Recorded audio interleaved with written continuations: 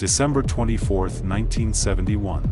Thanksgiving Eve. The skies above the Pacific Northwest were calm, but aboard Northwest Orient Airlines Flight 305, a hijacking was about to etch itself into the annals of American mystery.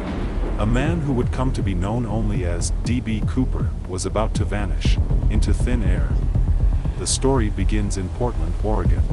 A man in his mid-40s, wearing a dark suit, a black tie, and sunglasses, approaches the counter. He buys a one-way ticket to Seattle under the name Dan Cooper. His demeanor? Calm, unassuming. No one could have guessed the storm brewing beneath the surface. Once airborne, Cooper handed a note to a flight attendant.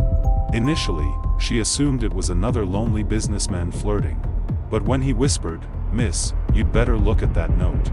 I have a bomb," the tone shifted. Inside his briefcase, wires, red sticks. It looked real enough. His demands were clear: $200,000 in cash, 4 parachutes, and a refueling truck ready to meet them in Seattle. The FBI scrambled. Cooper's demands were met, the passengers released, and the flight crew ordered to take off once again, heading south toward Mexico City.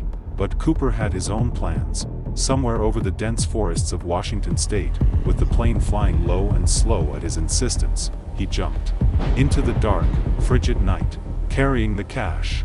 And then, silence. The search was exhaustive. Hundreds of FBI agents combed through the wilderness. Planes and helicopters scoured the terrain.